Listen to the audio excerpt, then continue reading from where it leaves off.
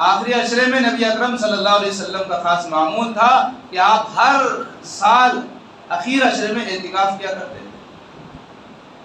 اور میں نے آپ کو بتایا گزشتہ ہفتے اس کی بڑی تفصیل میں نے آپ کے سامنے ذکر کی. ایک مرتبہ پورے رمضان المبارک کا آپ نے اعتکاف کیا. پہلے عشرے کا اعتکاف ہو گیا مکمل، دوسرے عشرے کا مکمل ہو گیا. تو جو وہ لوگ جو صحابہ آپ کے ساتھ اعتکاف میں بیٹھے ہوئے تھے انہوں نے اپنے بستر گھر پہنچا دیے تھے.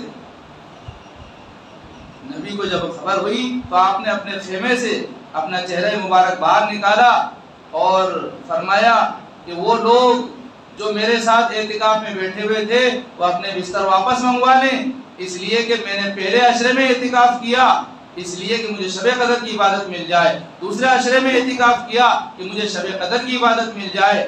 لیکن اب مجھے بتا دیا گیا ہے کہ وہ شب قدر اخیر عشرے میں ہیں، اپنے بستر واپس منگوا لو، میں اخیر عشرے کا بھی اعتکاف کروں گا. آپ نے آخری عشرے کا بھی اعتکاف کیا اور اس کے بعد ہمیشہ پوری زندگی آخری عشرے کا اعتکاف کرتے رہے. مقصد کیا تھا؟ کہ مجھے شب قدر کی عبادت مل جائے. یہ آپ کا معمول مبارک تھا. شب قدر کو تلاش کرنے کے لیے آپ نے پورے مہینے کا اعتکاف کیا اور جب آپ کو بتا دیا گیا تو پھر آپ نے معمول بنا لیا اخیر عشرے کا اعتکاف کرنے کا. امت مسلمہ کے حالات یہ ہیں، ان لوگوں کے حالات جو اپنے آپ کو نبی کا امتی کہتے ہیں، عاشق رسول ہونے کا دم بھرتے ہیں، اخیر عشرے میں تو عید کی خریداری چلتی ہے، اخیر عشرے میں تو بازاروں میں بھیڑ لگی ہوئی ہوتی ہے اور مسجدیں خالی ہوتی ہیں. یہ ان لوگوں کا حال ہے جو اپنے آپ کو مسلمان کہتے ہیں. نبی کا عمل کیا ہے، نبی کی تعلیم کیا ہے، نبی کی ترغیب کیا ہے اور مسلمانوں کے عمل کیا ہے.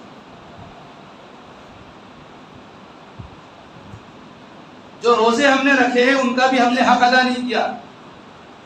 گزشتہ ہفتے کے 2 ہفتوں کے بیانات سن لیجیے، آپ کو احساس ہو جائے گا کہ ہم کس موڑ پر زندگی گزار رہے ہیں، ہم کہاں پہنچ چکے ہیں.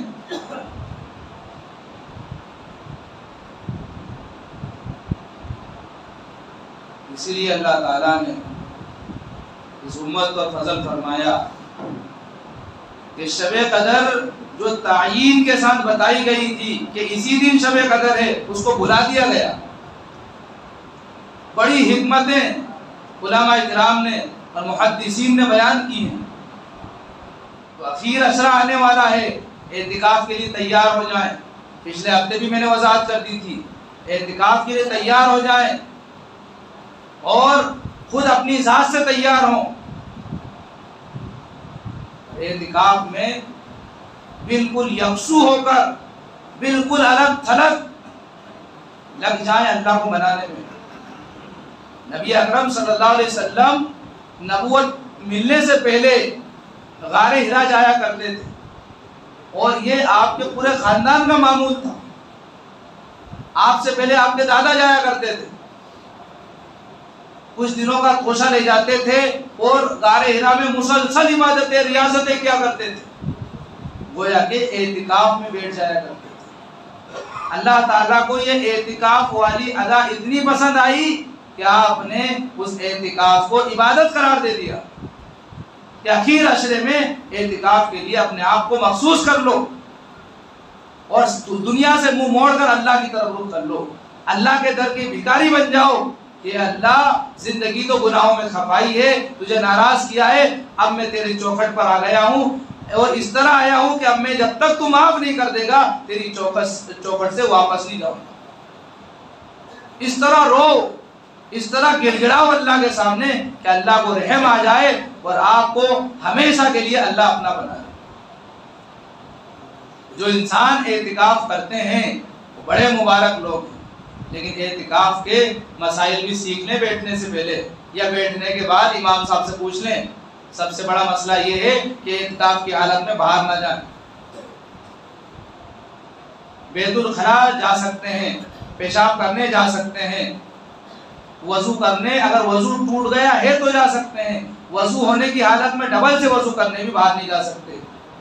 اسی طرح اگر غسل فرض ہو گیا ہے، ناپاک ہو گئے ہیں بدخوابی کی حالت میں، تو آپ واجب غسل کو ادا کرنے کے لیے آپ غسل کر سکتے ہیں، لیکن ٹھنڈی حاصل کرنے کے لیے آپ غسل کرنے کے لیے بھی مسجد سے باہر نہیں نکل سکتے۔ ہم نے دیکھا ہے چاند دیکھ رہے ہیں چھت پہ جا کے اعتکاف میں بیٹھے ہوئے، بھائی اعتکاف گیا اب آپ کا ختم ہو گیا، 9 دن محنت کری اور ایک دن چاند کے چکر میں اعتکاف ختم کر دیا۔ اعتکاف اللہ سے جڑنے کا نام ہے، دنیا سے منہ موڑ لینے کا نام ہے۔ بہرحال یہ کچھ خاص باتیں تھی اور کوئی زیادہ کٹھن مسائل بھی نہیں ہے اعتکاف میں۔ مستورات بیٹھ جائیں کسی گھر کے کونے میں یا کسی چھوٹے سے کمرے میں یا کسی ایک کمرے کو خاص کر لیں اور وہیں پر جو ہے عبادتیں کرتی ہیں، وہ بھی ان کے لیے بھی یہی ہے کہ وہ اس کمرے سے شرعی ضرورت کے لیے نکل سکتے ہیں باہر، اور بغیر شرعی ضرورت کے یعنی بیت الخلاء کے لیے جا سکتے ہیں، پیشاب کے لیے جا سکتے ہیں، وضو کی ضرورت ہو جا سکتے ہیں، غسل کی ضرورت ہو تو جا سکتے ہیں، اور جو ہے دنیاوی کام کاج سے اپنے آپ کو فارغ کر لیں۔ اور اگر گھر میں کوئی کھانا بنانے والا نہیں ہے تو اسی کمرے میں جہاں اعتکاف میں بیٹھے وہیں کھانا بنانا ہے اور وہیں کھانا ہے، وہیں سونا ہے۔ اللہ کے در کا بھکاری اسی کو کہتے ہیں، سمجھے کہ نہیں؟ تو اس طرح اپنے آپ کو خفاؤ، اپنے آپ کو لگاؤ، اپنی زندگی کو اللہ کے کاموں میں لگاؤ، اپنی اصلاح کرو۔